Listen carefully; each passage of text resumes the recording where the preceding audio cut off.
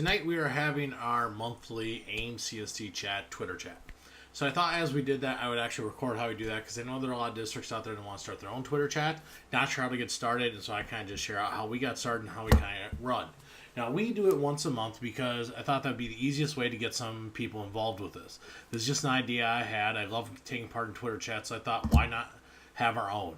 Just to try to get people involved, try to model how we can use Twitter chats effectively, and also just to help get some of those teachers into the idea of how to do a Twitter chat so that they can participate in our smaller chats, so they can participate in larger chats. So we're a couple minutes out from starting. And the first thing you got to do if you're going to have a Twitter chat, you have to have some great people helping you. I don't do this by myself. Shaylee Santiago is by far the other half of me in this case. She does a lot with Twitter chats. She runs some other Twitter chats.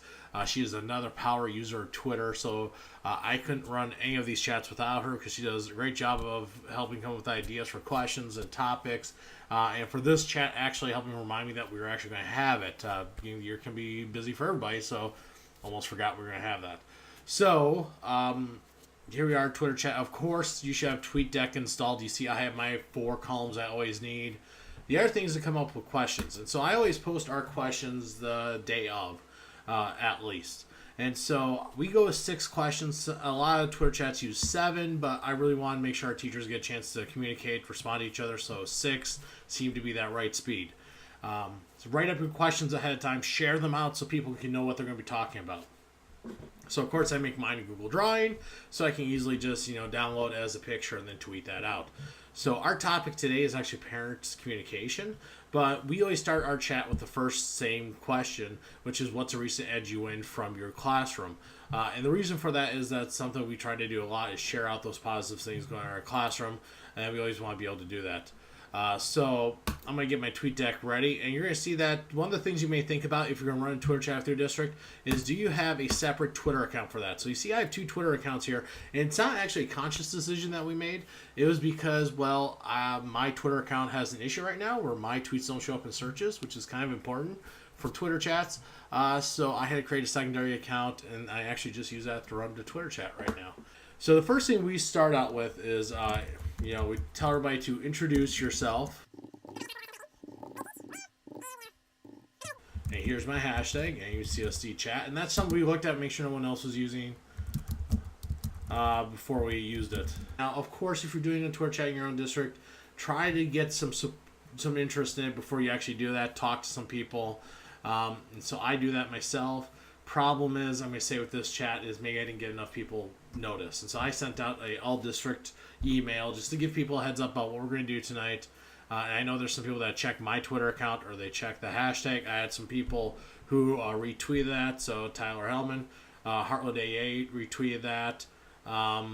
Let's see. And I know a couple of our teachers, Shaylee Santiago retweeted it, Ben Matthews retweeted it, Lisa Clayberg. These are all people that participate in our chats on a regular basis. So they've all tweeted that. So I have my hashtag up.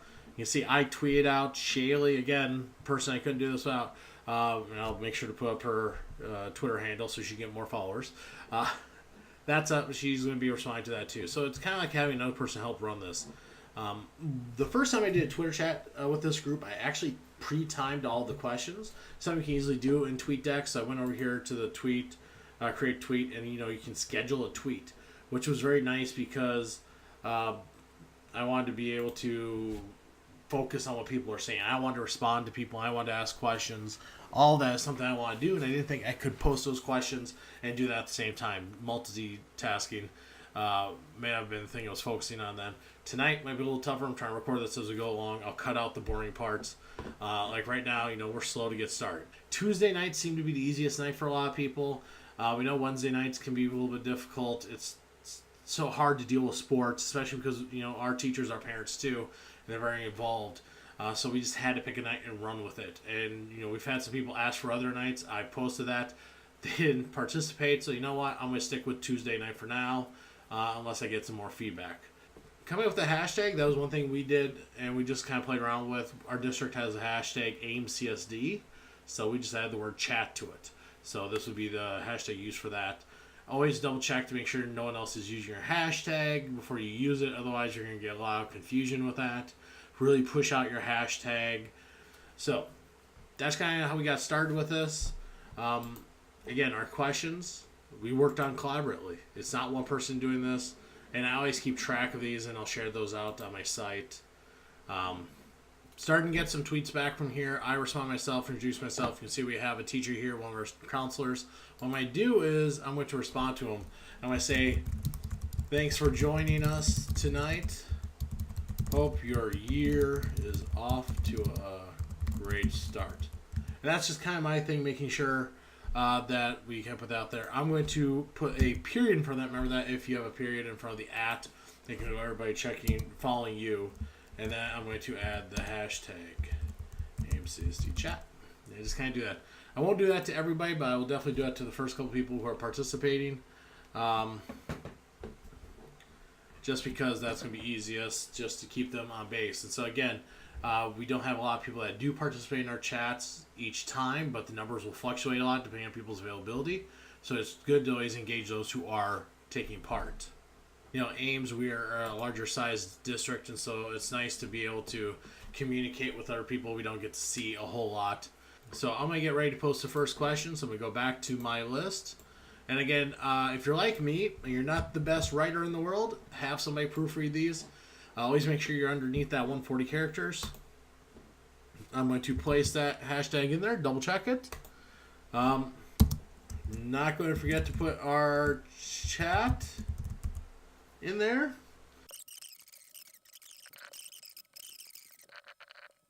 So I posted the question myself, but I'm also going to want to answer the question myself. Especially if you're having a slightly smaller than usual number, make sure you have some communication there. So I'm also showing that I'm not afraid to put my own information out there. So I'm going to answer it.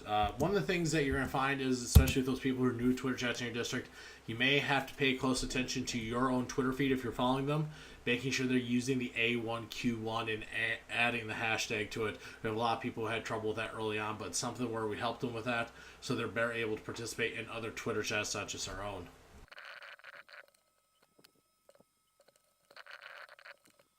One of the things you may want to do, and this is kind of a thing we've done before, we tweet at our own teachers just to kind of remind them. So if I go here to a tweet by Shaley, she's asking where's the elementary representation, and that's just because, you know, that's definitely one group in our district we try to get really involved with this, because you want people to participate, you want to encourage it, but you don't want to seem like if they don't participate they're doing something wrong. So we're entering about minute 17 into our Twitter chat. We had our introduction, we had our first question. I'm getting ready to start question number 2. I've responded to some people. There's some conversations back and forth. So I'm going to get ready for question number 2. So again, I'm going to go to my document with my questions on it. And nice thing about keeping this like this, I always know where my questions are for past chats. So again, I'm going to go up to there and make sure I'm selecting my correct account. I can actually tweet from both if I want. Make sure it's on question 2. I add our hashtag. Now, one thing you may find helpful, especially if you know a lot of people in your district are really not comfortable with Twitter chats or even tweeting, maybe try using a situation where you can bring everybody together and try your own Twitter chat. So for our teacher leaders, that's our model teachers, our mentor teachers, our admin, our coaches, our TOSAs, all those people, we actually did a Twitter chat, and I brought in some students to help them. So we had the students who are our experts in Twitter. I had them come in and help our teachers learn how to tweet, set up that Twitter account, use TweetDeck, and then we conducted our own little Twitter chat so they could get comfortable. So we did it with just like 3 or 4 questions, but just to get people on board. And so we found that after we did that, we had a much higher involvement in our Twitter chats.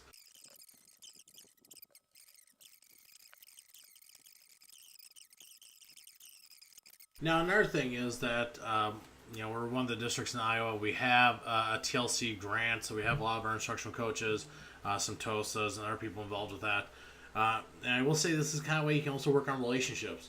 So this is a case where I even have a teacher in my own building is tweeting something out that I could help her with.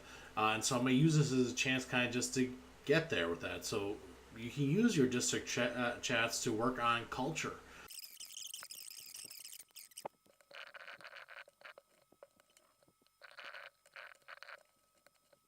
And don't feel that you have to be involved with everything people are saying.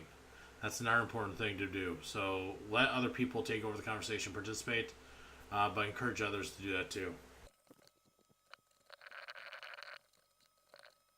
So I just sent out the last question for the chat. Again, we stick to 6.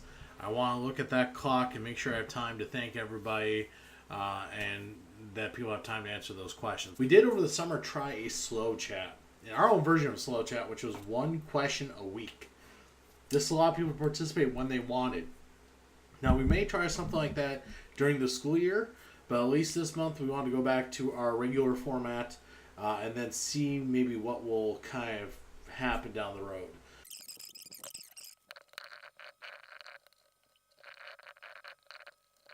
So we're about to finish up our chat. I'm just about to thank everybody for participating. One of the things I like to do after every chat is I'll go to Storify. I know some people have used other tools, but I still like Storify because I can easily go on and save all those tweets from our chat tonight so people can go back and look at those later. So I do have a video out there about how I've used Storify, how to set up. It is a really easy tool. And I'll post that on our site along with our questions for tonight so people can easily see what the conversation was about. If you have any questions, please reach out to me, and good luck.